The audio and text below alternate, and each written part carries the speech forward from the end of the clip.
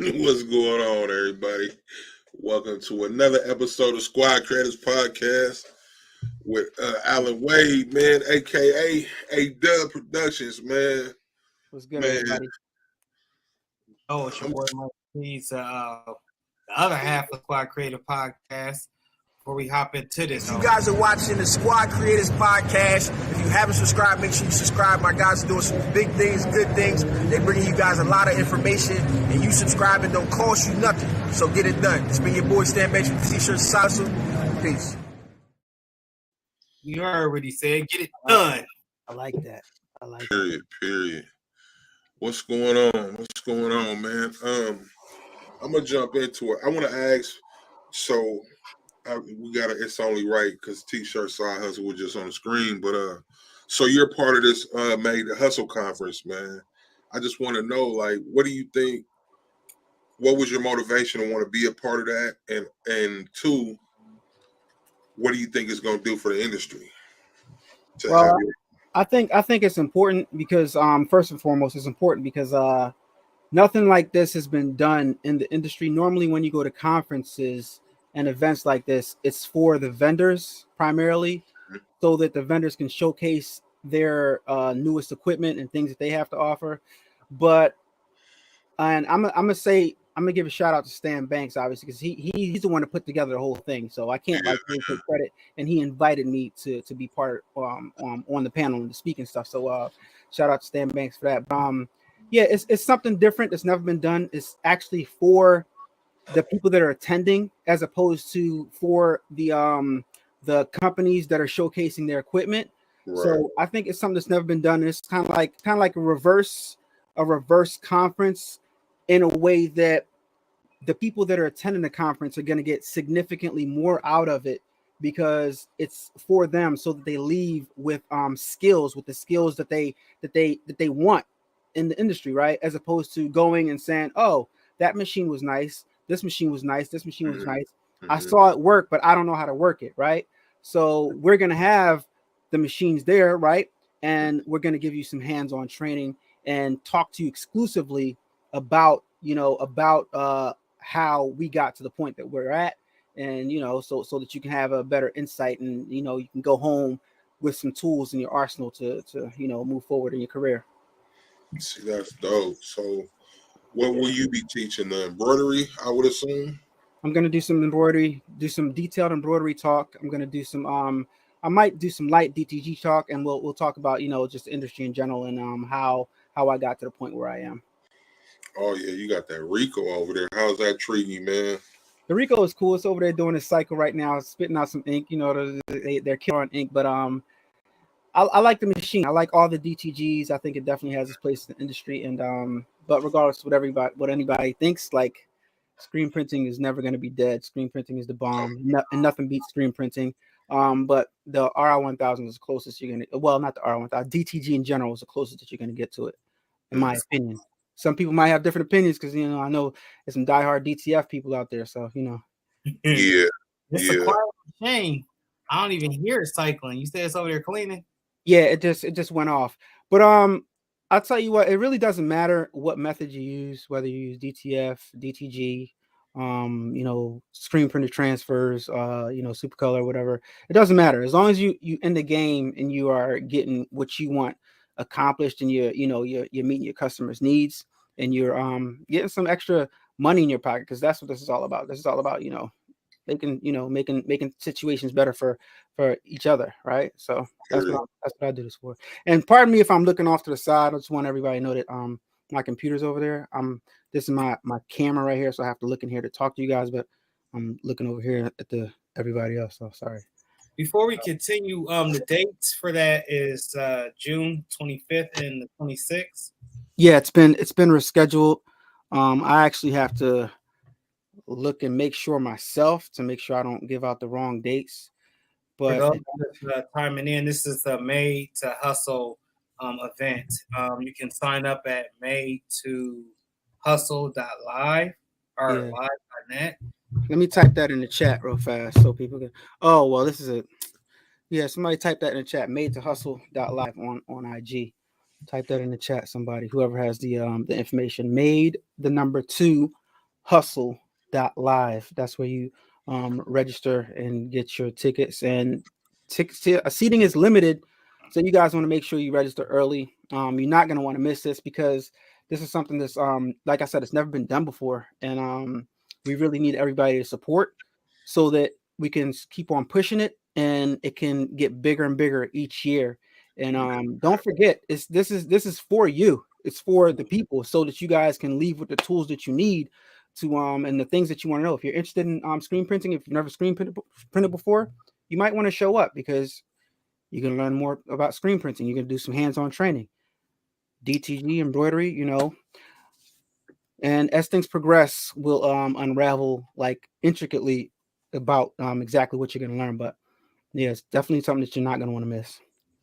So June now, huh? That's dope. Thank you, Educated Natural. Appreciate that.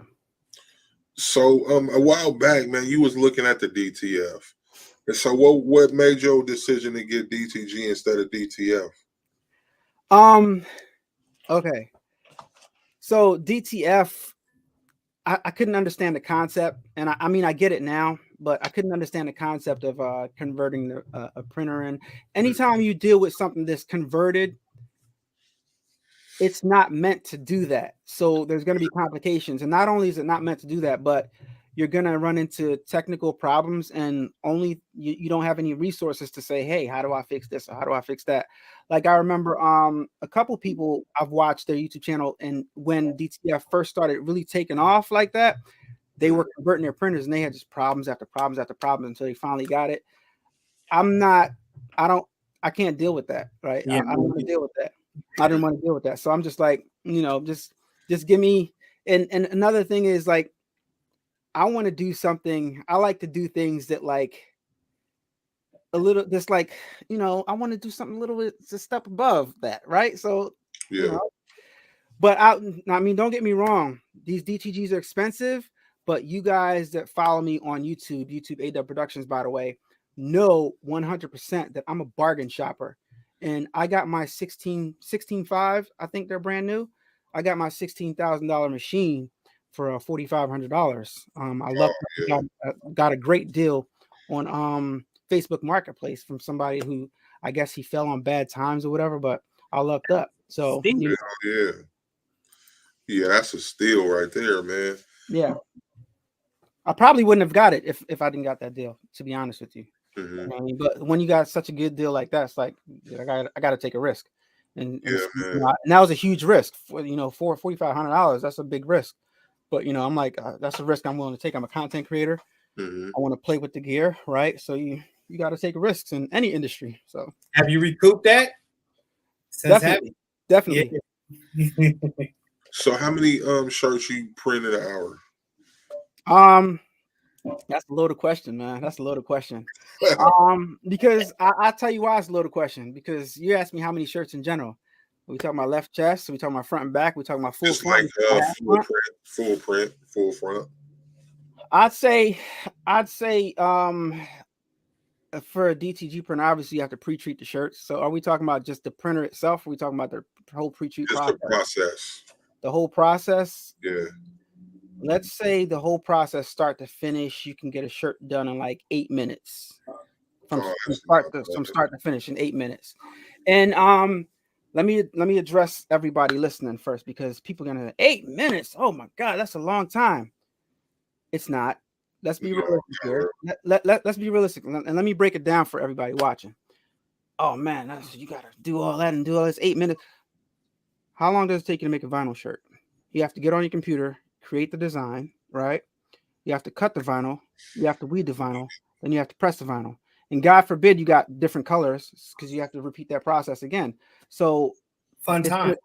It could take you a lot longer to make a vinyl shirt. Most likely it will take you a lot longer, and the quality you get in DTG is like you can basically put anything on the shirt, right? Any image you want on the shirt. So like it's not even a fair comparison for me to compare it to vinyl, but I'm just making that comparison so that people could understand the time difference, right? And every medium in shirt making or garment decorating has its pros and cons. So yeah. Mm-hmm.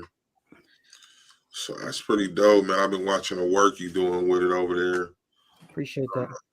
I want to talk embroidery now. Let's talk Let's embroidery. I see you, man. You double doing hats and the whole nine, man. Yeah. How you feeling that, man? So I love embroidery. I love embroidery because ever since I love embroidery. It's just something about embroidery that says next level to me. Even before I got my first embroidery machine, it's just like if you walk in the store and you see, I feel like I'm having deja vu right now. It's just something about the quality and the permanency of a nice quality. I mean, look at this thing. Look at it. It's not vinyl. It's not. It's like your garment is made out of cloth, right? It's made out of material. So now you're creating your design with material. It's just dope. It's just dope. So I love it, and it demands a higher price tag because it's of that permanency and of that the method and the way it looks, and everybody just respects it. So yeah, definitely double down. And I don't know if you guys know, and I don't know if you guys are checking out what's going on, but I got another surprise coming real soon. So yeah. Oh, I ain't seen it. So the same question applies to that. How long does it take you to make that money back? You know what I'm saying, from the first one, if you doubling and tripling back. Now, because I'm a content creator, I make my money back way faster because you're not only talking about just producing and selling merchandise. Now you're talking about content that I create, right? So like for the average person, it depends. Like with any business, you can actually set up your clientele before you get your machine. But with embroidery, you actually have to, there's a large learning curve, and you have to actually learn the machine in order to produce a good quality product. So once you learn your machine, and if you have clients lined up, right, if you know how to do it, which most likely you won't because you're new and you don't know the little things that are going to go wrong, or the little intricacies of the business, like you can make your money back fast. But ultimately, all of these different tools, embroidery included, obviously, are good investments because I always like to make this analogy. I mean, what else are you going to do with your money? Right? What else? What's going to bring you a better return? Like, all right, let me break it down real fast if I can break it down for you. So you got $16,000 in the bank, right? You got $16K in the bank. How much is that bringing you each month? How much of a return is that $16,000 bringing you in your bank account? Right? You spend that $16K on a machine like a DTG or an embroidery machine. Now, how much can you make a month? Right? Even if you can sell one shirt a month, you're still outperforming your bank account. Right? So in the long run, and everybody knows investing is about the long run, right? It's about the long run. It's about buying your investments and holding on to them. So it's like buy your machine and make that long money. Even if you don't have the clientele, even if you sell no shirts at all, even if you sell no whatever, I keep on saying shirts, but jackets, right? Pants, you can embroider on a lot of stuff, gloves, hats. Even if you don't sell one thing, guess what? In the course of a year, you're going to stop shopping because you're going to be making your own stuff. So you're going to save money. So it's just more money in your pocket all the way around. You see, the garment decorating industry, man, it's like, so people look at it like, how much money am I going to make? Or how fast it's going to take me to make my investments back. But they keep on forgetting that, like, all the other aspects of it, whereas though, like, you're automatically going to save money, you're automatically going to make money. This is the financial literacy part, the other part that people don't really talk about, that we have to like wrap our minds around, right? Since you've been you guys, I'll ask you guys a question. Since you guys have been, creating, decorating garments, what does it take for you to buy clothes from a store? I'm gonna ask you. Oh my gosh. You go first, and then Listen, my wife buy me my clothes because I don't buy clothes. I make what I want. It don't make no sense, right? Nah, it's got to be the hottest thing on earth, right? It's got to be the hottest thing on earth because, like, I can make that, like, you know what I mean, or I can make that for me, or like, You know, it don't make no sense. And then, like, I'll be in the store and I'll see something that catch my, like, I find myself, I stare at people's t-shirts all the time. So, like, in a store, I'll see it, I'll be like, man, I can make that. Right. Yeah, I'm looking at the price tag, like, no, I can make that, or whatever the case. Like, it really changes your life, as your perspective on apparel in general, just having your own stuff. Basically, it really does. And I'll take a snapshot of something, right? So I can later on recreate it or something. Or I'm like, you know, I make the analogy of I'm like, why would I wear their stuff when I can push my brand, right? I need to be promoting what I want to promote. So be a walking billboard. Exactly. I've like for my channel to grow, like this was my uniform, like for years. It's been my uniform for years. Shout out to everybody in the chat, man. And actually, hey, Dub, when I seen you doing it, I don't know what, this had to have been like 3 years ago. You had like the black one, you had the white one. I'm like, this man always got a YouTube shirt on. I gotta go make myself a YouTube shirt with my name on it. Why not? So directly correlate. So, and I'm glad, I see more and more people doing it, and it's like you definitely should, because it's like nobody's gonna push you better than you, and nobody's gonna be a better cheerleader than you. And why would anybody else support or wear your merchandise if you're not even wearing it, right? So you know what I mean? So you gotta be your own cheerleader, you gotta be your own advocate, you gotta show people the quality of your stuff, and you know that's what you gotta do. You gotta switch it up, you know what I mean? Get a different color and let people see you. It's kind of like what's that cartoon they used to? Every cartoon they wore the same clothes, right? Dennis the Menace always had on the same clothes, right? Yeah, he did. Never came. Right. Ice Cube used to do that, right? So, yeah. My bad, man. I'm sorry. I keep leaning over. I can't really see the comments. So, Mikey, I need you to. I got him. I've been on him. So I'm this is kind of early to ask this question, but I'm gonna go ahead and ask it. Since you have incorporated some newer machinery into your shop, what's number one? Number one is always embroidery. So embroidery. Okay. Embroidery over everything. Embroidery over everything. I can add why for you. It's more money in that right there. I said it's more money and less effort right there, huh? Not necessarily. It's not necessarily less effort, because if you have one embroidery machine, you stuck. You won't understand it until you get two multi needles. Like I got two multi needles right here, two EM1010. Shout out to Racoma. You know what I'm saying? My affiliates. I appreciate my affiliate companies very, very much. You know what I mean?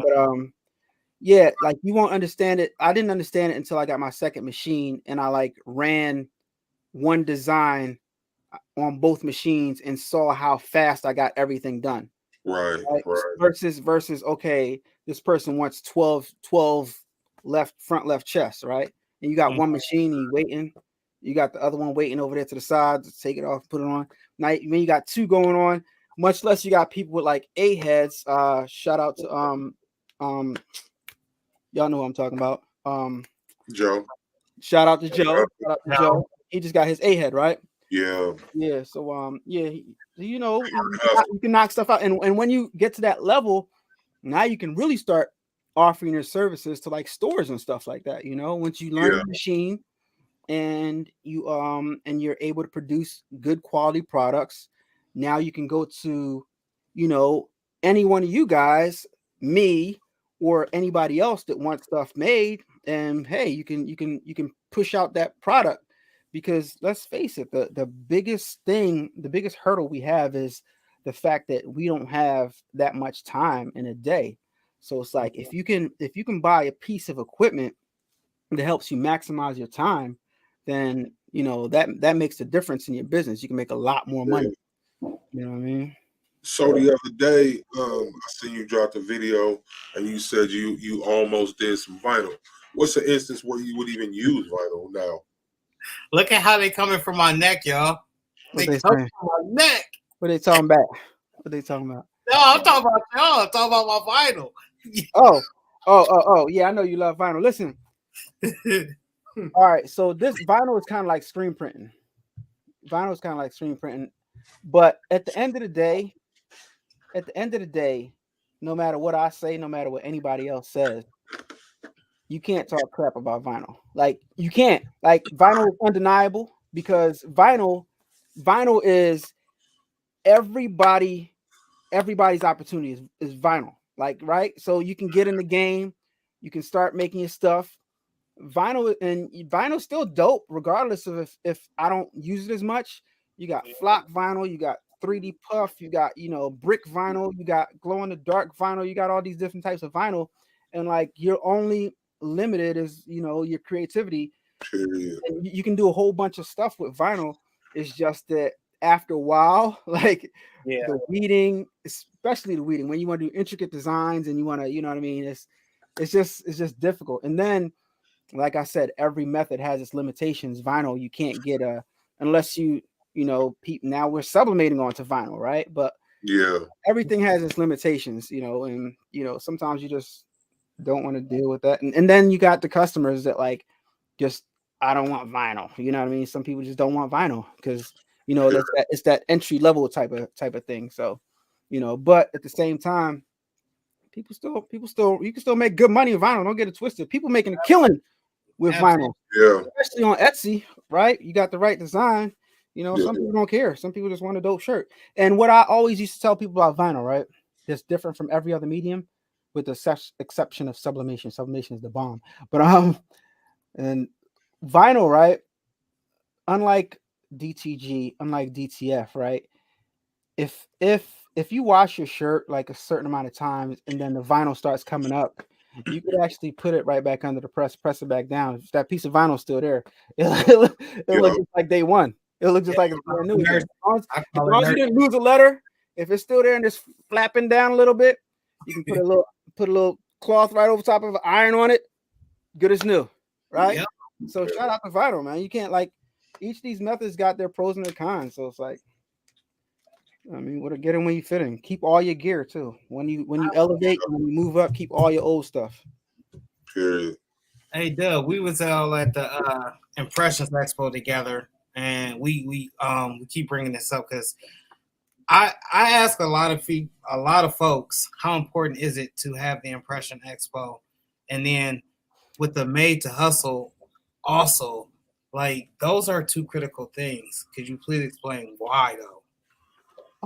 So from my perspective, it's like without events like that, you're just like constantly in this like mode, subconscious. Even if you don't want to be, even if you're not like that, it just seems like you're competing for your spot and you're just constantly fighting. It's like you have a mental or online warfare with everybody else. But like when you have events like Made to Hustle, when you have events like the Impressions Expo, when you have events like Impressions Long Beach, like you get to be around people that are interested in the same things that you're interested in, and you get to meet these people and talk to these people, and you find out these people are great people, and you're exchanging ideas, you're networking, right? And you get recharged, you get grounded, you realize that it's not a competition.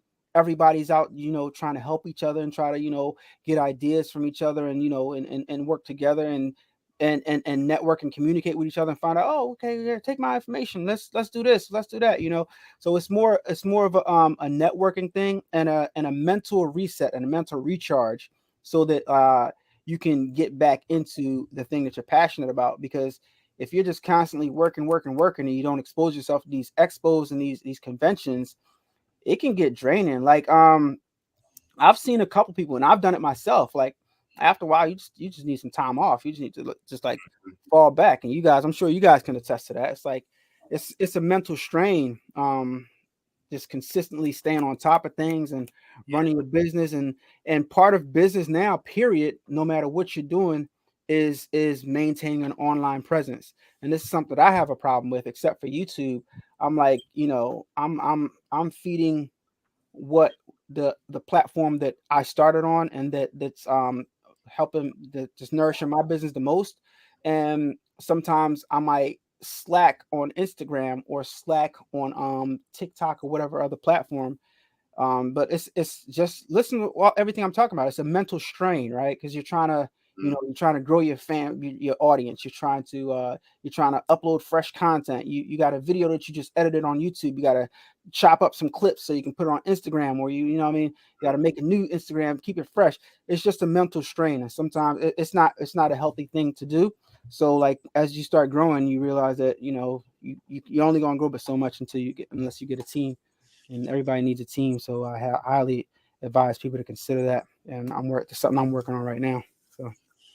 So that I want to ask this. This is literally my next question, and you start touching on it. As a content creator, man, you've seen a lot of success. What do you attribute to that? My drive.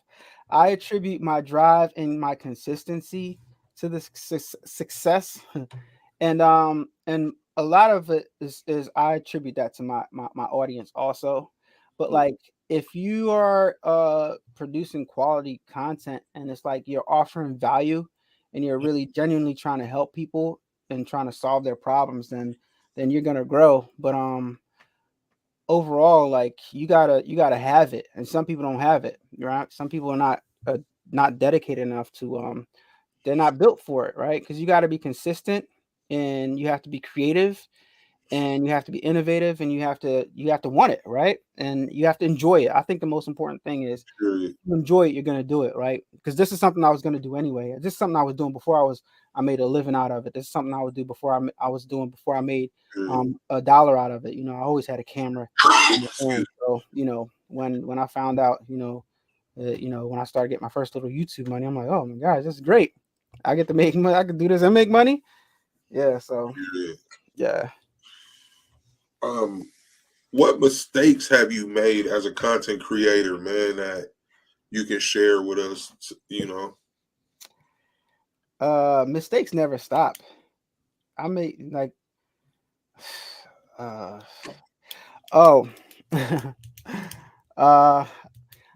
will say that one mistake that I would tell content creators, it depends on how far you want to take this and how big you want to get. Like I think that once you start achieving a certain level of success, it's almost like you have to like I don't want to say pretend like you don't have that level, but you want to stay grounded and you want to figure out what it is you really want and how far you want to take this thing, because you'll start slacking, right? Because you'll get comfortable with where you are in your content creating journey, and then you'll start slacking, and then like your audience knows that they're receptive to everything that you do. So like try to stay humble and try to like not, because it's really tempting, especially in social media. You guys see it all the time, people flossing all the nice stuff and the nice cars, and it's like, yeah, that's okay to have all that stuff, but you might not want to show it all the time, because your audience, like people act weird sometimes to a lot of that stuff. And like I've noticed, like me personally, like as I'm growing, it's like certain stuff I put out, and like I'll lose, like I'll see my number go down, but for every one subscriber you lose, you probably gain like 10 or 20.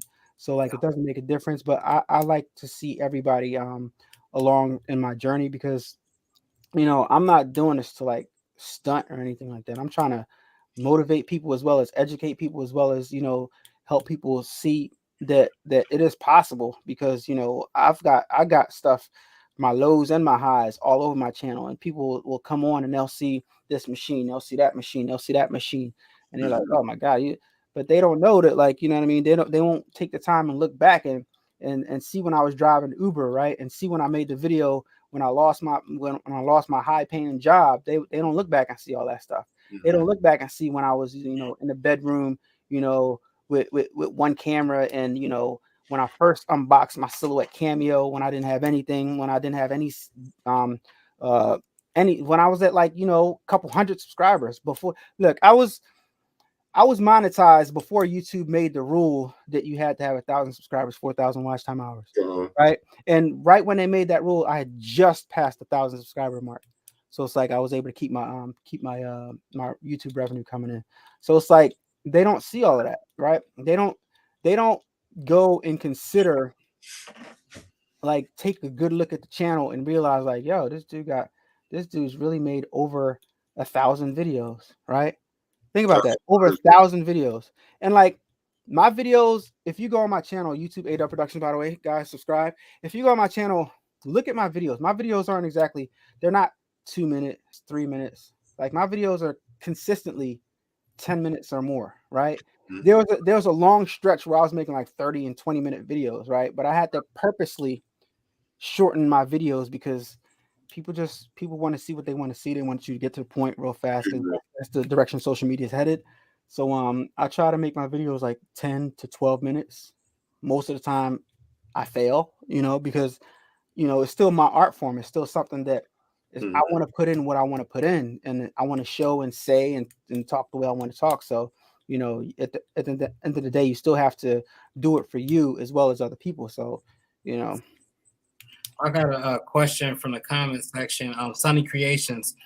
As a content creator, what advice do you have for someone who is learning to create content while building a fan base, but there is no engagement? Just keep on doing it. Keep on creating your content.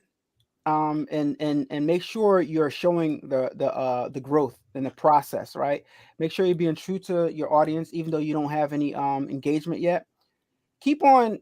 It's your job to be consistent and keep on putting your video, keep on making videos, right? So I'll say this: if you want engagement, right, and if you think people are not interested in the content that you're making, it's not that people aren't interested. It's just that your content hasn't found the person or the group of people that do like your videos. So the more videos you put out, the more soldiers you have out in the internet universe to find those people. You have to consistently keep on putting out videos so your videos can find the people that like that style of content. So if you have one video, your chances are less likely. The more videos you make, you got more army, more people, more you out there to find those people. They might be, one in Germany, one in Africa, one in your hometown, another one. But your videos have to find those people, right? So you just stay consistent, keep on doing it. Don't give up. Period. That's it. That's it. And don't watch the numbers.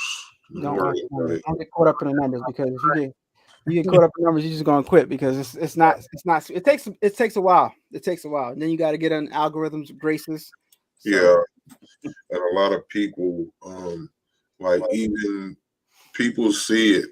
People see you regardless, one way or the other. So yeah.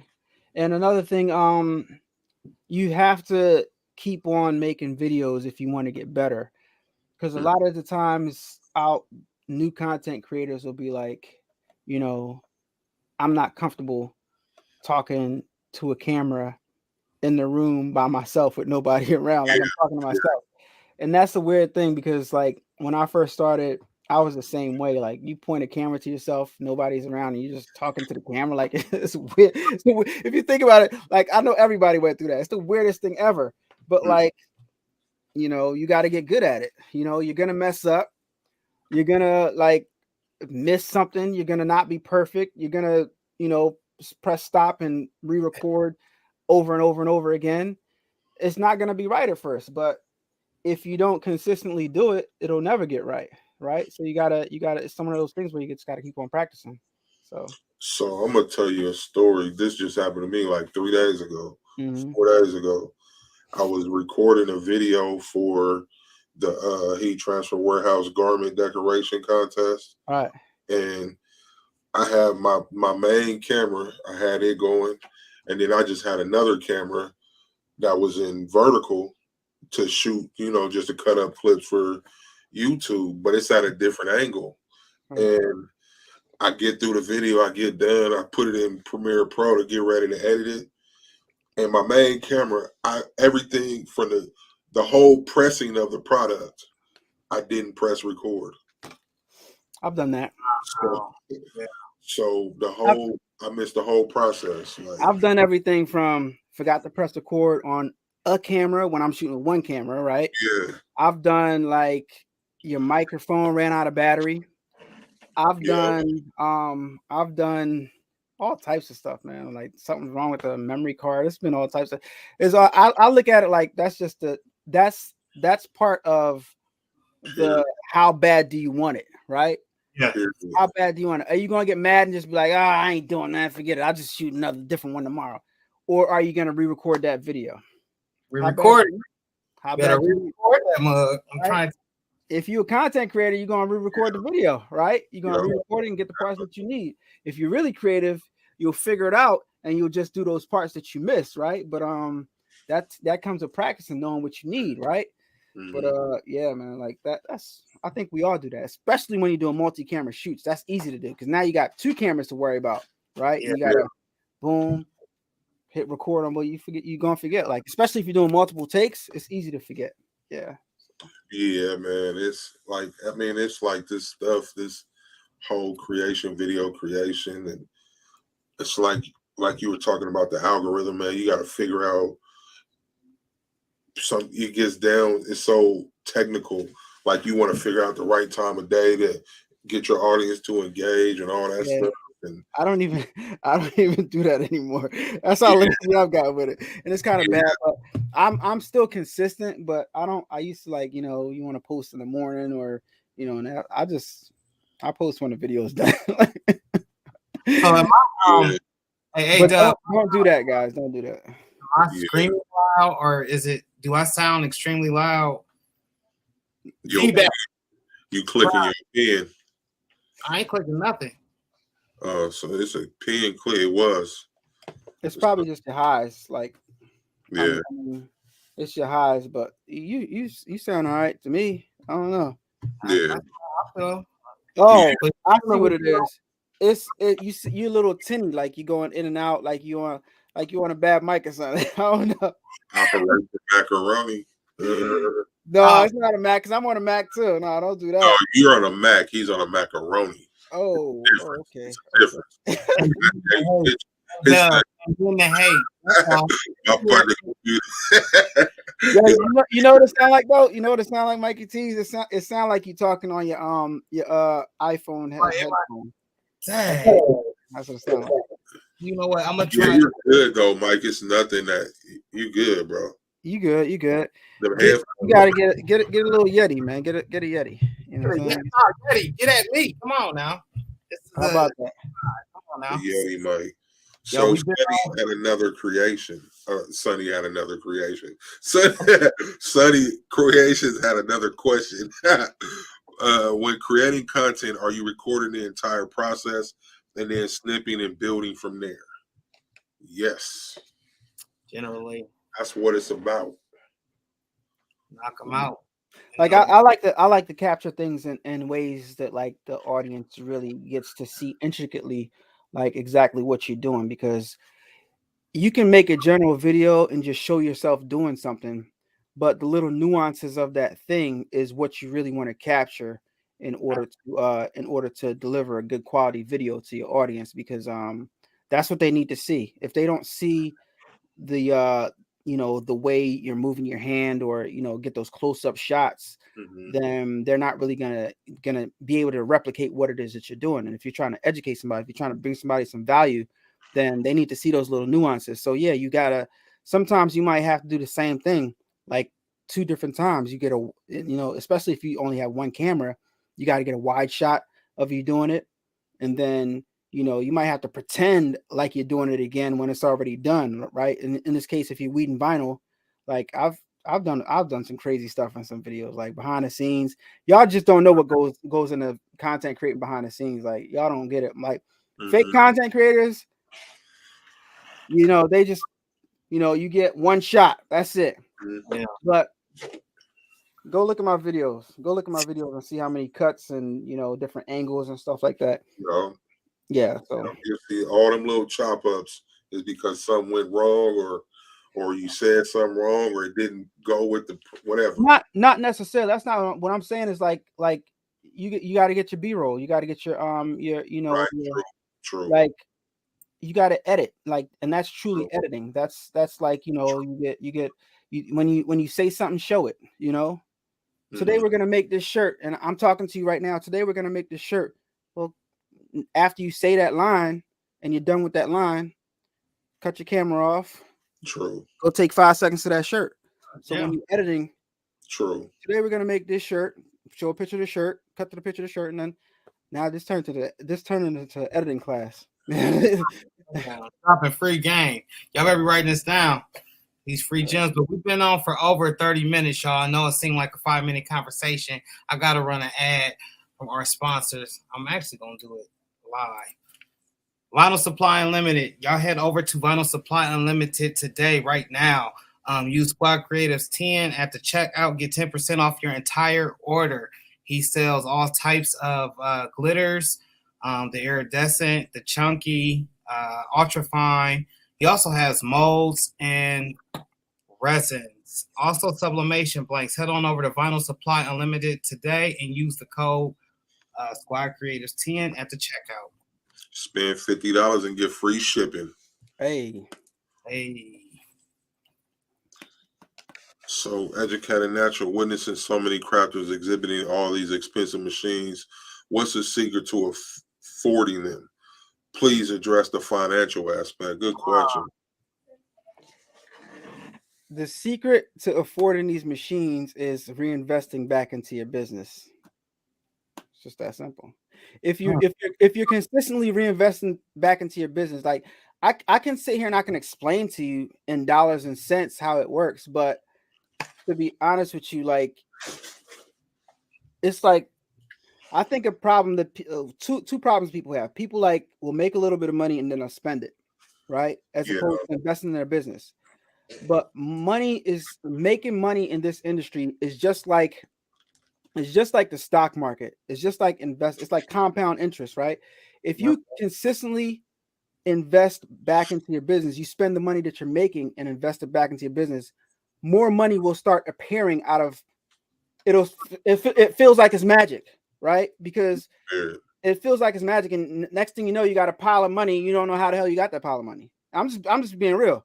And that's how it happens. Like if you consistently reinvest, it grows, right? If you consistently take whatever money you made and buy ads, what's going to happen? You're going to get more business, right? If you consistently take your money and buy another embroidery machine, it's just going to grow and grow and grow and grow. And before you know it, at the end of each month, you'll be like, oh my God, where did this come from?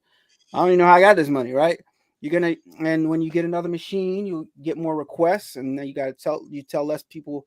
You'll be able to tell more people yes, right? If you're a content creator, you'll be able to make money in different ways with those machines. So it's just the easiest way for your money to grow is just reinvest back into your business, right? Take that money and understand that if this is not a significant amount of money, significant means like something that's going to change your life, then dump it back into your business. Why do you what's your goal for being in business? What goals are you trying to accomplish financially? What machines do you want to get? Like, I never even understood a few years ago how I was going to be able to afford one multi-needle embroidery machine. I never knew. I didn't know. Like, I'm like, 16 grand, like what? Like that's a car. I mean, at least back then. Now it ain't. Like, but back then I'm like, yo, like I don't know how I'm gonna be able to afford that. But then after I had my Cameo and I got my single needle, my brother SC600, I started to understand it a little bit because I was reinvesting back into my business consistently, and my bank account started looking like I'm like, I don't know what's happening, but I like it, right? So one year I said, and some of my subscribers can attest to this. I said, I don't know how it's gonna happen, but by the end of this year, we're gonna have a multi-needle embroidery machine on this channel, and it happened. And it happened, right? I spoke it into existence, and it happened. Like that's when I got my MT1501, right? Not Racoma, and I haven't stopped investing since then. Now I got another one, right? Then I got another one, and you got something. My biggest thing is coming to the channel soon, so y'all stay tuned. Some of y'all probably know what it is. Some of y'all already know what it is because I said what it was already. Now I even posted a picture. I missed Yeah. it. Now I gotta go be nosy. No, you ain't gonna find it because it's gone. I posted in my stories. It was there for 24 hours the other day. I missed it. I think you saw it. I don't know. I'm not sure. I know Rob Beach saw it. I know, we can't tell. We can't hear that. To disclose, I'm just here. I'm a fan buyer, right? You know what I mean? Look, see, I'm feeling some type of way right now. Hey, Dub. The match. I'm trying to be, man. I feel left out at this point, brother. I missed it. Oh, it's all good, man. You gonna see it. You gonna see it, and then when I see it, you see it. So, but it's like I said, I never stopped investing in my business, and I'm not gonna stop investing in my business because I'm not where I want to be yet. Even though I'm in a great position, a significantly better position. I'm in the best position right now than I've ever been in my whole entire life. Right? I'm able to get up in the morning and do whatever I want to do, make content that I love. Right? I'm expressing my creativity. I'm making art through decorating garments. Right? And all these is toys. All these just adult toys to me. Right? It's fun to like try to figure out. Somebody comes to me and, hey, I want my logo on the shirt, and then let me see your logo. All right, what do you think? How should we do it? And then I got to figure out this problem solving. It's fun. It's like a puzzle. It's almost like Legos. Like you got to figure out how this stuff works, and it's just fun. It's an art form, and it's just fun to do, and you can make money. So that's the icing on the cake. And now I'm learning. Like right now, the last couple months, I've been like really concentrating on the business end of it. And when you concentrate on the business end and figure out how you can really scale, then it becomes like next level. And that's what I'm starting to realize. It's like, this you can take this thing as big as you want it. Like you can make this thing whatever you want it to make. You just have to figure out what's your thing, right? What's your thing? What do you want to do? I'm not gonna, because it's more valuable for you guys to just try and learn this stuff yourself than for me to tell you guys all the intricate details and all the hidden secrets. I should say. Like I'll always give you guys gems and tell you guys information, but telling everything would be a disservice to you. I'm gonna tell you why. Because you can't be a boss unless you know every position, right? Yeah. So if I give you all the positions and tell you how all the positions work, you might know how it worked because you heard me say it, but you don't know how to do all those positions. You don't know how to. You ain't done it. You haven't done it, and the value of your business lies in how much you know and how educated you are in each different aspect of that business, right?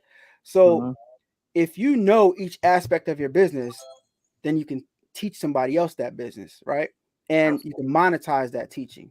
So if somebody tells you and gives you the blueprint all the way, like it's not as valuable as you going through the process yourself. Because when you go through the process yourself, not only do you know that business, but you can innovate that business and you can add on and build on that business. I'm crazy. Going up right now. Going up over here, yo, chill, y'all. I'm trying to do. So I'm gonna ask this though. Yeah. How open are you to collaborating with someone who is new to content creation and doesn't have a lot of followers, subscribers from Adubb's Customs? I'm open to it. I'm open to it as long as they are somebody who's giving it some effort, right?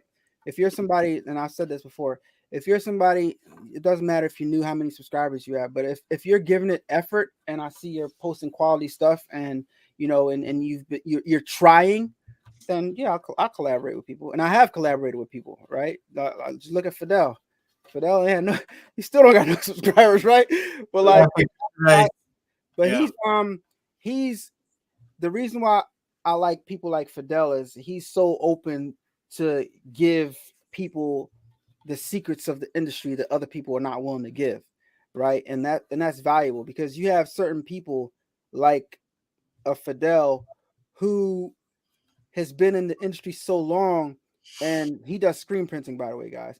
You got people like him that has really valuable, priceless information that if you and me don't get that information out of him, that information is gonna die with him. You know what I'm saying? So like, if he's willing to give that information, then I'm listening. You know what I mean? So he hit me up, and you know what I mean. I'm like, first I'm like, yo, who's this? Like, how did you even get how did you even get my number, dude? Like, you know what I mean? Like, how did that even happen? Like, I don't even know to this day. I don't. But he hit me up. He did his due diligence. He figured it out somewhere. Next thing I know, this dude called me on the phone. So yeah. Yeah, Fidel. He don't mess with us, man. Live. Live. I don't know. No. But Adubb, I do got a question, man. And this is gonna take you that memory lane. So we're gonna go back to that last day at the Philadelphia Transit, right? When you knew that you was done, you know, step out on faith. Did you ever vision it going this far? At Amtrak, my last day at Amtrak.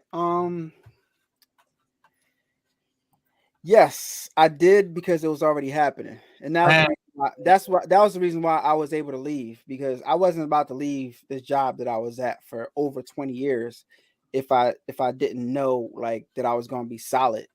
And like, you can't understand, because like a lot of these industries have us brainwashed. Like, we think that we're making such good money, but like when you start being an entrepreneur and you start doing your own thing and you build your own little something, and you build the multiple streams and you got money coming in different ways, like you'll understand and realize like that money that you was making at your job is minuscule, like, because your job is only gonna pay you but so much money, right? But you working for yourself, you can make as much money as you want, right? And because you're working for yourself, especially if you're doing something that you love, you're never gonna stop working. Like, I don't stop. Like, I got insomnia because I'm ready to, like, I get a idea in my head, I'm ready to do it. You know what I mean? So it's like hard. I gotta like make myself go to sleep. I gotta take a drink. It's tough. And then it don't stop. It don't stop, right? So it's like, you know, at that moment when I did finally decide that I was like, I'm like, I don't think I need to be here anymore. And I just bounced. But like, I had reason to bounce. I would still be there to this day if they would treat me right. You know what I mean? But they didn't. I felt like that after all those years, they still didn't value me as a employee that's made so much sacrifice, miss Christmases, miss birthdays, miss spending time with my family, miss trips, failed relationships because I can't hang out. So I got to go to work all the time. So much sacrifice you go through for these jobs, and like, you're just a number, right? Like, so, me knowing that was like, I'm doing better than this right now. And like, to be honest, like, going back to work and you telling me what time I have to come in, I'm losing money at this point. So it's like, why am I still keeping this job? And a lot of people be like, well, a lot of people say like the benefits. A lot of people will stay at their job because of the benefits. Mm-hmm. Yo, buying benefits is not that expensive. It's not expensive, y'all. Like, I don't know. It's not expensive. I bought my own medical, my own dental. It's not that expensive. It's not that serious. Right. Mm-hmm. So it's like, that's not even an excuse anymore. I want to ask, man, I'm going to go double back to the content creators. What do you suggest for a new content creator to start out with? I suggest you just start making content. Just start making whatever, like, and figure out what you like, and figure out what your audience or what people are responding to, and then you go from there. But you gotta like try different things to figure out what you're good at and what you like. You know what I mean? Just start making it. A lot of people get in their own way and say, well, I don't have this ring light, or I don't have this camera, or I want to get a microphone, or I want to, I got to get a mic. Yo, ask Stan Banks what he shoots on. Mm-hmm. Like 10 years ago, we didn't have phones that shot in 4K. Yeah. Right? Yeah. No. Now your phone shoots in 4K. The thing is, people are always going to make excuses because it's easier to just not do nothing and make an excuse. It's easier, right? Well, I didn't start because and then you get that and you still gotta because, right? It's still excuse. Having excuses and not starting is it's just easier. It's more convenient. Like it's easier to sit down and just not do nothing. You know what I'm saying? Like it's easy to have a dream and not bring that dream to fruition. Period. Make excuses why you didn't do it. Say that one more time for me. If I get that double back for this replay. It's easier to make excuses and not bring your dreams into fruition. It's easier to just not do nothing. Period. I asked you to say that for me. That was personal. I needed to hear that myself. You know, so understood. Thank you, brother. Yeah, so what this is my question. So you had mentioned that you before all the YouTube, you were in the cameras, man. What was that about? So another deja vu moment. Like, so if you go like way back in my YouTube channel, you'll see that like my YouTube channel was a music channel. Like I originally started making music. Like that's why I even started a YouTube channel. Like 4 years after YouTube was released to the public. I won't say invented, but I started my YouTube channel and I like started making videos just so people can hear my music. Mm-hmm. You know what I mean? And I had a nice level of success in music as an independent artist. You know what I mean? I was able to do some things as a young person. I blew a lot of money, you know what I'm saying? Mm-hmm. Hard top convertible and things like that, you know what I'm saying? I blew a lot of money. Real bread. Huh? Did you getting real bread, huh? Well, you know, I'm always thinking about how things work and trying to get things to work. So I was able to, you know, put my music out and appear like I was bigger than I was. So what I did was, you know, I had my computer. I was always messing around with computers and learning how to record and stuff like that. So I was able to record my music, mixed it, right? I would run back and forth to my car with a tape, right? Put it on the tape, no, the CD at the time, put on CD, running over here, see how it sound, run over here, see how it sound. And producers know what I'm talking about, right? Mix it over and see how it sounds. If it sound good on everything, we good, right? But then I went online, did my research. I got with the company called TuneCore and was able to get my stuff on iTunes. And back then, releasing your music on stuff like iTunes was like, people really didn't know that it's possible for a regular person to do it. But you had these third-party companies that were just getting started that you were able to do it. So I did that, released my music. I got with this photographer, some dude I ran track with in high school. Took dope pictures, right? Did my album cover myself, right? And I got these posters made by this old school company. I don't know if y'all remember Disc Makers. Disc Makers did my y'all. You remember Disc Makers? Y'all. I don't even know if they still in business. Yeah, I got these posters made up, and what I would do is after I got off work, I went to Home Depot and I got, you know, one of those staple things, the real powerful staple, the real big staples, 2 T2 staples or something like that. So I got I think I got 1,000, because Disc Makers had some stuff where you can get 100 posters for $100. I forgot what the deal was, but I got 1,000 posters. Every time I got off work, I would just for an hour or two, I would just go over Philadelphia and I would just staple my poster to telephone poles. And even while I was at work, sometimes I worked on the train. I had the little small cards made, my little poster on cards. So I would put them in the seat backs on the train. So like when you sit on a train, boom, there go my joint right there. You know what I'm saying? I wasn't supposed to do that, but who cares? I don't work there no more. You know what I'm saying? But that's what I would do. And like we pull into a station, I would run and drop a couple on the seat. You know what I'm saying? So self-promotion, man. Like hungry. So next thing you know, I knew I was making some noise when one day I was on the train and these two girls was in the cafe car. They was giggling every time I walked by, right? Every time I walked by, they was just giggling.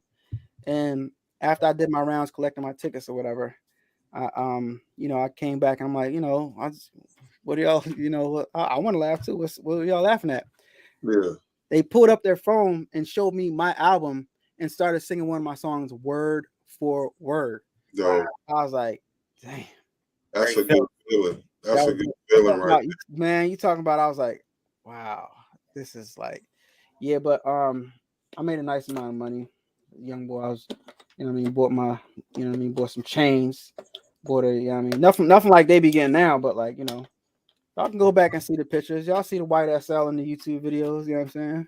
You don't got no royalties off of it. I still collect money off my old album. Of course I don't push it anymore, but it's still live. I took it down years ago and I re-released it.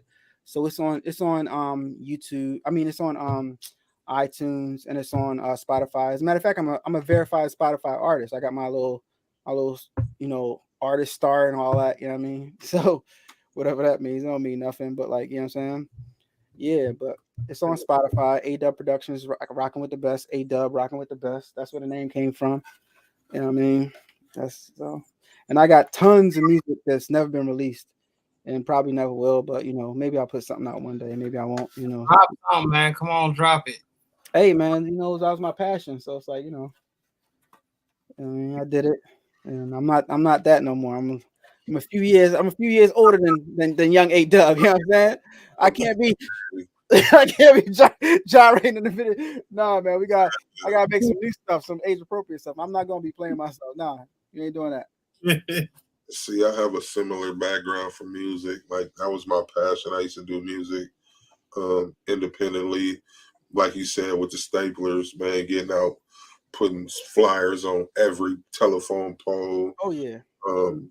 I distribute through DistroKid. I never tried CD Baby, DistroKid. Yeah, and like you mentioned, disc makers in Seattle, like Tukwila. Like I used to go by there every day. I used to live right by there. Wow, that's what's up. I remember disc makers when you got your promo pack, they would send you like a joint in a frame. They sent me a joint like in a frame. And I put it on the wall in my studio. So when people walk in my studio, it looked like I had a platinum, looked like I had a plaque. But it was just a welcome to this maker type of joint with your name on it, Allan Wade, Adubb Productions. Yeah. In the frame with my album cover because I got my CDs pressed up through them. But yo, they like people walking in the studio like, damn, this is official. Yeah, man. He be stunting, man. It's okay. It was fun. You know what I mean? Another thing on my YouTube channel, like I started just goofing around in my studio.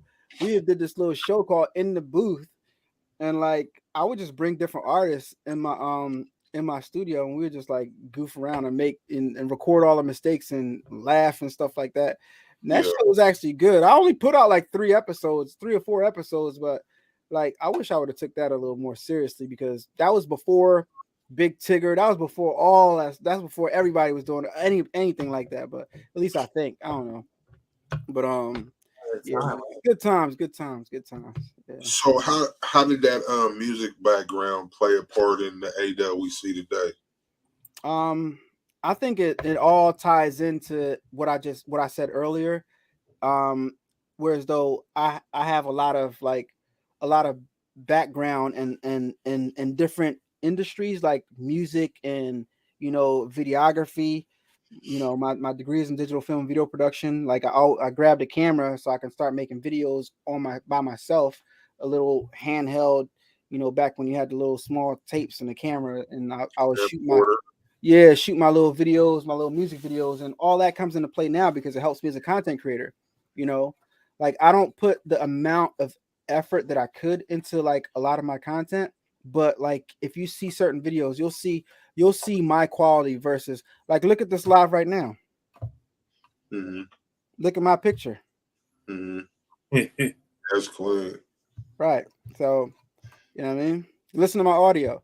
It's just like I just like in every aspect of what I do as a content creator, just like when you asked me earlier what made you get DTG versus DTF, like I just want to do something a little bit, people watch this stuff and y'all deserve to see something a little bit better, right? Not just the norm that everybody's doing. Y'all deserve to see something a little bit better. And if I'm able to do it, then somebody out there is going to be inspired and know that they can do it too, because they see somebody like them doing it. So people deserve to see that. People deserve for me to like go spend some racks on and buy some stuff that nobody else is going to buy just so you can see that you can do it. Yeah, I mean, you could do it comfortably too. So, Period. And then as I'm doing it, I'm telling you guys how I'm doing it. Like right now, as an entrepreneur, like you really have to understand, like the hardest part about being an entrepreneur is understanding this money thing and what you're obligated to do and the wrong and right way to do things, and like just taxes and just because you're new and you don't know, you're still held accountable, especially as an adult. So like, don't forget about that part. Don't forget about sitting money to the side. Don't forget about, you claim the earnings that you make, right? Especially if you want to buy anything, right? You'll start making a lot of money, and half of it'll be off the books, right? So it's like, if you don't claim anything, then when it's time to buy something of significance, on paper, you can't prove that you're making all this money. Right. So it's like, what do you want to do? You know what I mean? How you gonna play this, right? You gonna play this right, or you gonna play yourself and end up in jail? You know what I mean? Or worse. Like yesterday, like my last 2 days, I haven't shot any content. Like I haven't uploaded any content because I've been getting my tax information in, because the deadline was today. Y'all, the deadline was today. March, February, I believe. Okay, but I don't know the official. I can't. I don't know. But I do mine through 1-800 accountant. So, and I don't recommend them. They're very, very expensive, but it's worth it. But no, you just get a regular accountant. But I'm just I'm learning, and I'm as I learn, I'm going to teach you guys this stuff on my channel too. But their deadline was the what's today, the 15th? Yeah, the 15th. Yeah. And I mean, look it up. Like, Miss Business will tell you today was the deadline. Yeah. But, hey everyone, James here from Econo Transfer. Make sure to check out Squad Creative Podcast. Subscribe, follow, like. Make sure to tap in. They've got a lot of gems and are sharing a lot of knowledge. You won't want to miss out on this. Dang, I like that. That's dope. Yeah, I threw it in. Yo, microphone is muted, see. So you dogging me out with the mic off, man. That's that PC. So my bad, because my wife is on the phone in there and it was hella loud, so I had to cut it off. But so if y'all gonna order some Econo Transfer, please use that Squad Creators link in the description. You feel me? So speaking of Econo Transfer, man, shout out James, man. James sent me a nice little package to check out their stuff. So y'all gonna get some content on that. Who all of y'all you're are affiliated with? Like, who are all your sponsors and all your affiliate deals and all your partnerships with, guys? We can't say them all. I say a few. Let's go. I know most definitely. Vinyl Supply Unlimited, which Free Transfer Warehouse, Circle Clothing, Super Color. And all those links will be in the description. Y'all go by, please. Vibes Inc. It's a nice little list. Shout out to all the sponsors, man. Shout out to all the companies that's willing to give us affiliate deals, man. Y'all don't understand. Like, a lot of people, sometimes in the comments, occasionally I'll find somebody that says, "Oh, I liked everything that you were saying until I found out that you were affiliate." So I asked that person, I'll leave y'all with this, right? Like, if you were making content about a specific thing, like if I'm making content about my idea of the best type of water, right? Mm-hmm. And one of those companies approached me and say, "Hey, keep on doing the same thing that you're doing, and I'll give you a percentage." Yeah. Can I curse on here? Yeah, you can curse. Yeah, only a jackass would say no. Yeah. Right. So for people to get mad at the fact or not think that you're gonna be swayed anyway, I understand why people would think that you're swayed, but no, you got to keep it real with the people, and people can see through that. You got to keep it real with the people and like understand like that.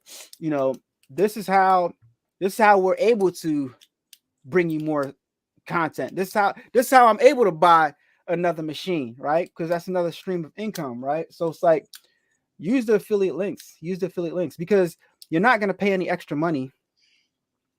It's the same price. You just, instead of giving all your money to that company, you're giving somebody else, and it's not big. It's a small percentage. It's a real small percentage, yeah. Right? But why not? Right? Use the link because you become a content creator. You're gonna want somebody to use your link, and that's part of us empowering ourselves and building our community back up. Right?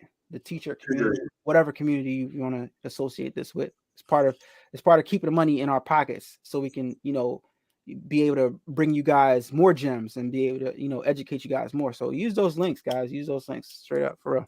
Shout out. Appreciate it. Adubb said anybody that uses those video links. I know I personally try to go and use links when I know I got to get stuff for the shop or orders. It just makes sense. Yeah, try to spread that out. So Adubb, what is the number one selling item that you have right now? What's number one? I know we talked favorite machine or equipment to go with. What's number one selling in the shop? Oh, all right. So number one, first of all, is people uploading their designs and getting me to print on a DTG. That's what's hot right now. That's what everybody's like doing. Everybody's like going to allanawade.com, ALLANAWADE.com, allanawade.com, and going to the DTG shirt and uploading their .png, high resolution .png, and getting me to make a shirt for them on a DTG. I don't know whether people are just interested in the quality or they really just want something made, but yeah, you can go to allanawade.com. You upload your high resolution .png file, and I grab it, get the and make it right on my machine, send it out to you the next day. That's the number one thing selling on my no, actually I'm lying. No, it's not. That's crazy. No, the number one thing that sells, it's not a specific product, it's a group of products. Are my files. My digital files are the number one thing. The embroidery files for the Brother SC600 small brother machine, they're the number one selling things. Because and let me just say that you guys have to understand how the value of $1 or the value of like those lower price items. I think a lot of people try to, have stores and have like go for, the high price items and lose focus on how much those lower cost items can add up. Mm-hmm. I'm here to tell you, like I make a lot of money selling stuff that costs a little bit of money, right? Because it's easier for somebody to just click and buy something that's $1, you know what I mean, without thinking about it. So like, yeah, the digital files, definitely my phone goes off every ching ching ching ching ching ching every day, all day for people buying digital files. So do you do your own digitizing? Yes, I do. I do my own digitizing, but I also work close with somebody else that like assists me when I don't feel like it, because sometimes I don't feel like it. But I will say, not to toot my own horn. Matter of fact, I ain't gonna say that. No. I'm good at what I do. I'm good at digitizing.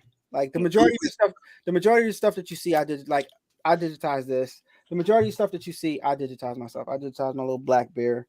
You know what I mean? So the majority of stuff you see, I digitized. All my stuff that I sell on my site, on my merch, I digitized. Talk about the black bear, man. I'm the grizzly bear. I want to know about this black bear.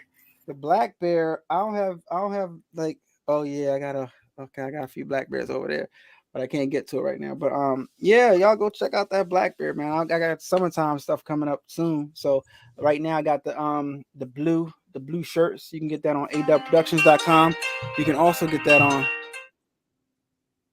Get out of here. You can also get that on you can also get that on allanawade.com, right? So yeah, go check out that black bear, right? So I appreciate y'all for doing that. Yeah, drop that link. You know what I'm saying? So what's the cost of one of them DTG shirts you got on the site?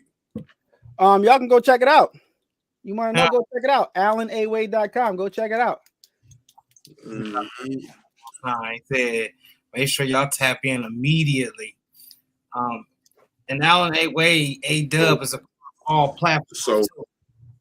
So another like this goes with the multiple streams, right? You'll go to my website, AllanAwade.com, as well as AdubbProductions.com, and notice I have Google links on there, Google ads on there. So you might get a few pop-ups. Just it's not spam. It's not going like put a virus on your computer. That's just another way of supplementing my income, right? Another source of income. Whereas though, like you visit the site, you look around a little bit, browse through a little bit, and even if you don't purchase anything, it's just like YouTube. You get paid for once you're monetized, people get paid for watching your content, not because of they're watching your content, because they actually watch the full ads that plays throughout your content. So on my website, I grabbed some code from Google AdSense and I put that code, embed that code into my site. So that way, even if people never buy anything, like I still get a little something just for you visiting the site. So go blow my site up. Go check it out. AllanAwade.com, AdubbProductions.com. You know what I mean? So, man, off camera, we was talking about your background in videography. You and your son actually shot a movie, brother. We got to put that on here, man. We can't let that be unknown. Appreciate And that. once y'all, hold on before you say it, we're going to need IMDb recommendations for y'all that go watch this movie. Can we talk about that a little bit? So, yeah, the movie's called The Brotherhood. And real proud of that. It took my son, like he wrote the script, right? And his vision and everything. He shot the majority of the movie. I just had very little, I assisted him very little in that. Like, I shot a few scenes and the gear that was used to shoot the movie was mine. But like, that was all him. My son, Allan Northern. Shout out to Allan Northern. Y'all go check out The Brotherhood on Amazon Prime. And it's on a few others too, but Amazon Prime is the main one. Give it a thumbs up. Drop some lives. Drop some likes. Drop some good reviews. And just let the movie play. Just hit the play button. You know what I mean? If you fall asleep, that's okay. Just rewind it, press play again. Leave out the house, press play. You know what I mean? So that's what we do. And leave a review on IMDb for him. Yeah, on IMDb. I'll pull it up right here. Where's IMDb? International Movie Database. You can see all the people. I executive produced it. Provide funds and transportation and stuff. Yeah. We're just gonna show it off real quick. Appreciate that, man. Shout out to all the content creators doing their thing, man. Shout out to all the inspiring people. So, excuse me, it's this one here with the three faces. Yep, that's my son, upper right-hand corner, my mini me. Oh, it's not sharing. Well, he's big now. He was on there a second ago. Okay. Yeah, right there. That one right there with the three faces on Amazon Prime. Y'all go check that out. Drop a review on the IMDb for him. Immediately, ASAP. So, hey, Doug, you didn't hit all types of pinnacles and what I want to call goals or dream goals. Some people dream to make a movie, man. You done made a movie. Period. You done upgraded over there, man. This is just the beginning, man. Like, look where I'm at. I'm still in the crib, man. It's just the beginning. It's just the beginning. It's just I'm just starting. I like to make moves when I'm like extremely. I don't want to live above my means. You know what I'm saying? So like, I like to make moves when I'm extremely, extremely comfortable. I like to be 100% comfortable at all times. I don't overextend myself at all. I don't buy what I can't pay for. You know what I'm saying? So it's like I want to get a space, and I've been looking for a space. You know what I mean? So I can hire and get people to produce this merch for me. But right now, like, it's tough to find a place. I went and looked at 3 places just like within the last 2-3 weeks, and every place I find either something's wrong with the place, it's not the perfect place, or the one place that was the perfect place was rented out already. So I'm in the process of looking for some spots to take this thing to the next level, because that's my dream. It's my goal for this year, actually, is to hire somebody. And it's not about it's about 2 things. About one, growing my business, and the other thing is like just to give somebody an opportunity to make a better life for themselves. Like, pay somebody, pay it forward. So you can't grow if you don't build a team. So you gotta start building. Period. Permanent structure. Yeah. So yeah, man, you've excuse me, you've accomplished a lot, and I ain't done nothing, man. I appreciate it though. I appreciate that. You know what? Matter of fact, I have. I told myself I'm gonna stop acting like, stop downplaying this. I have accomplished a lot. you done did a lot, bro. I'm a military veteran too. Shout out to my CBs out there, my Navy CB veterans. Yeah, man. Shout out, man. A brand. Look, I'm just listing off the top of the head. What? All the accomplishments you done did. You done had a drop.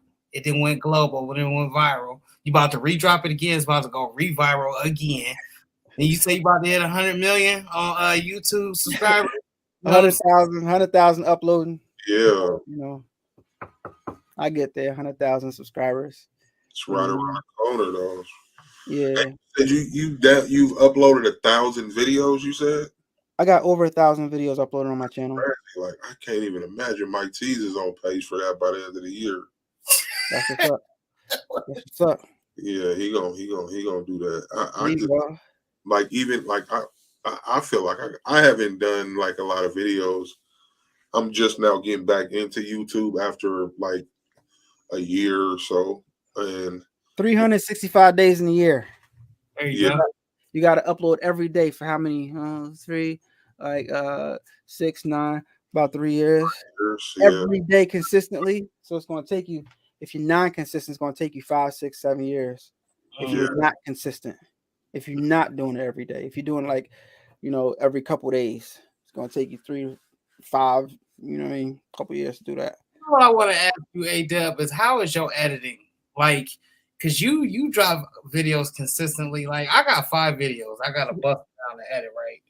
And sometimes I just be dreading dragging my feet. But talk to us about your editing process, please. I need some gems on that. All right. So the first thing I'm going to tell you guys is we all know that our most valuable asset is time, right? Most valuable asset is time. And as a content creator, you're going to spend a lot of time behind the scenes editing videos. And that's what nobody sees. Nobody sees the work ethic that goes into that. Nobody sees how boring it is. You doze off and you're like, oh man, I gotta get this video up. You wake back up because editing is boring, right? After, especially when you're new, maybe not. But after you've done it, after you drop 1,000 videos, it's boring, right? So nobody sees that. So being as though you spend that much time editing, what I'm gonna tell you guys is make sure you save your edits. Like I got G drives. It's like 10. I got like about 3 or 4 10 terabyte G drives over there. They got 4K video edits on there. Like, so not my full edits, all of my takes, right? The shoot of that specific video is in one file. Like, I'll name the file, why I don't use violin anymore, for instance, right? And in that file, in that specific folder, I'll have footage, and I'll put all the footage for that video in there. Then I have Adobe. Then the Adobe sequence will go in that folder. I might have sound effects. I'll put that in another folder. And within that folder is that whole video that I edited.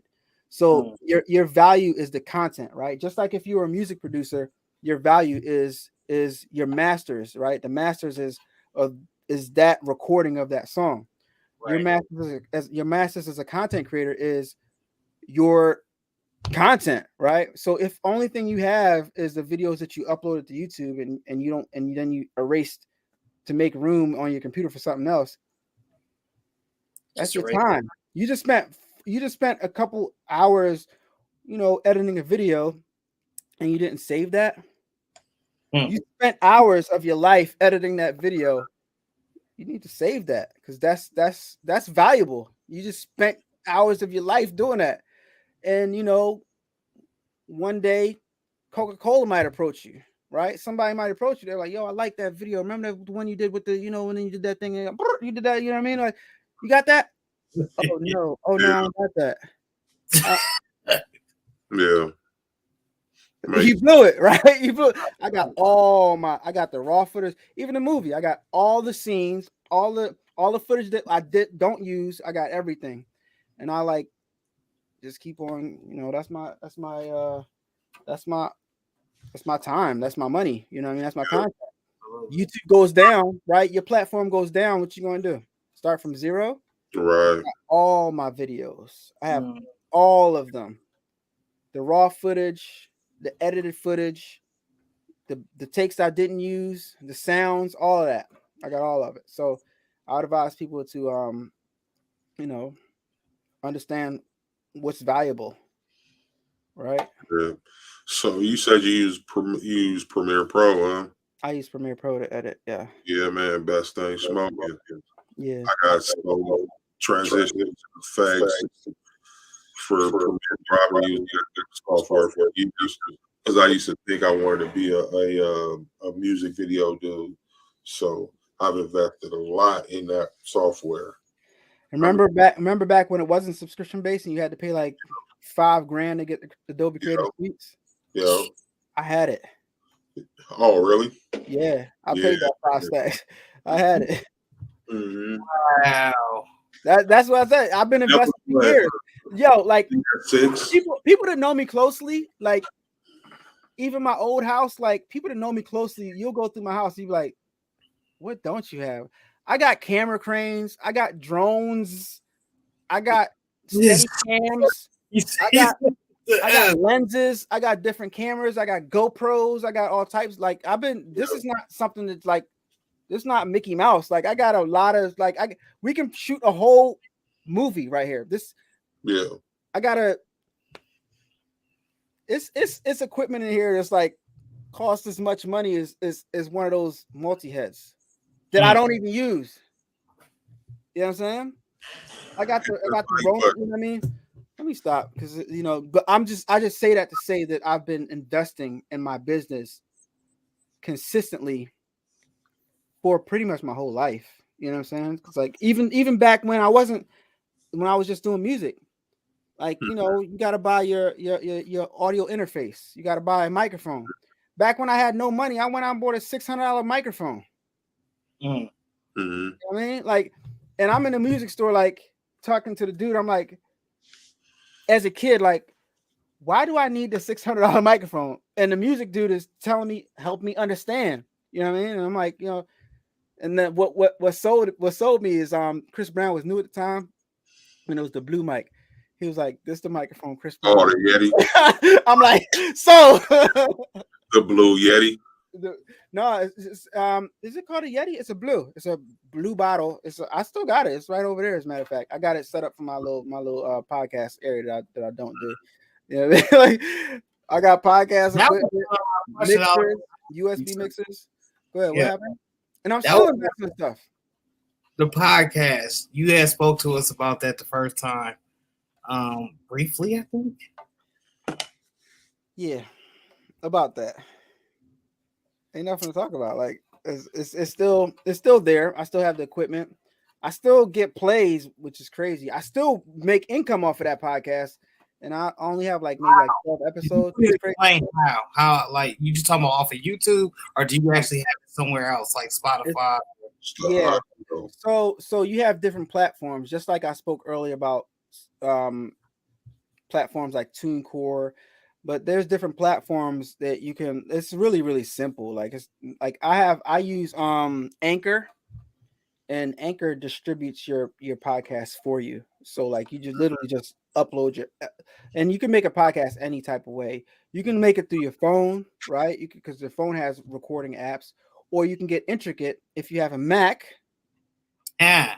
Macs come standard with GarageBand, and you can like record different audio tracks, and you can mix it just like you edit videos. You can mix your music, and like you can add sound effects. You can fade in and fade out your music. As you're coming in, you can make it sound really, really good, like a real professional. Adjust your levels and stuff like that, and export that audio and upload that to Anchor.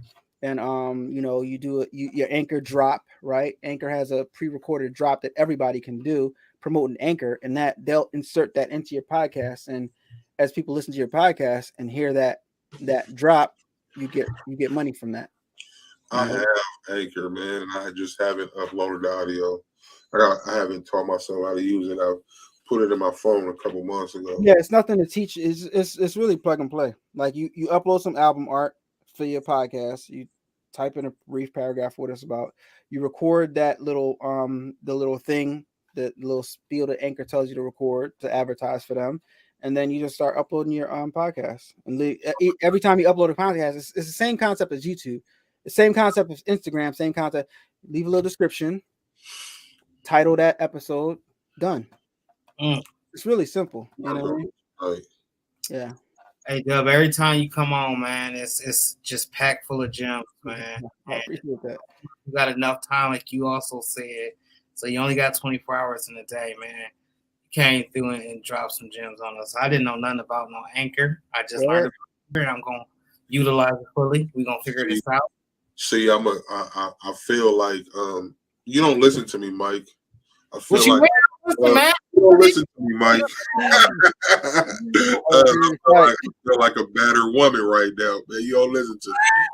Listen, like these episodes right here, only thing y'all gotta do is export the audio and upload that. That's your content right there. That's your Anchor content. Yeah, I'm gonna look into that tonight. I'm gonna have one. But the question is, do y'all have each episode saved on a hard drive? Yeah, I do. Yeah, but shoot. Macaroni. Listen, the hate is real, y'all. Make sure y'all follow. Make sure y'all follow me on YouTube, Adubb Productions. Make sure y'all follow me on TikTok, Adubb Productions. Follow me on Facebook, Adubb Productions. Visit the merch store, AllanAwade.com. Buy yourself some channel merch. Help support what we're doing over here. AllanAwade.com, AdubbProductions.com. If you guys want to book a one-on-one consultation to learn about any of these machines, I'll help you out. 1 hour consultations, and by the time you're done the consultation, you will know how to use your machines. I got consultations on the DTG, consultations on single needles, consultation on multi needles, as well as consultation on the SG500, SG1000 printers. Anything you want to do, you can get it done. You know what I'm saying?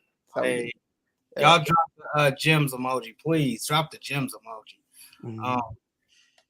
And thank you, brother. Appreciate your time. I appreciate y'all for having me. Always a pleasure. Always a pleasure. So everybody we've had on that we actually met in person, man. This man is who he is. Who you see on the screen is who he is in person. Like, I didn't meet nobody at that ISS, the impression show, that wasn't the person on camera. Like, everybody's, it's real people. Yeah. These content creators is real people, whether they big or small. You know what I mean? So y'all just keep that in mind, man. Y'all supporting real folks right here. And y'all see me, man. I be goofy. I'm real. I'm, ghetto and the whole nine, but it's all good. We all got that in us, man. You know what I'm saying? Yeah, man. Yeah. Now make sure y'all register that Made to Hustle event. It's June 26th or 25th and 26th. 26th.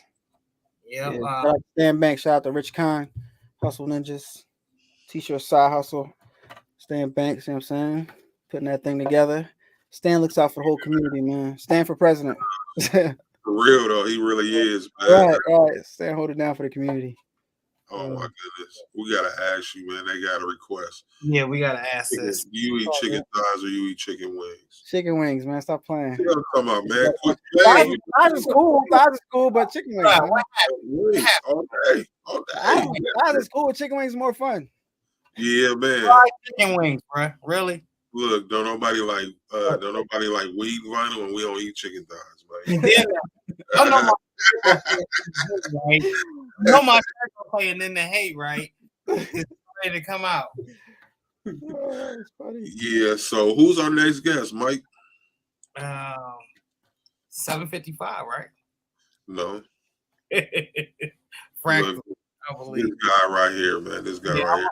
Speaking of 755, you playing games. Speaking of 755, I was supposed to get at you and it slipped my mind. I will.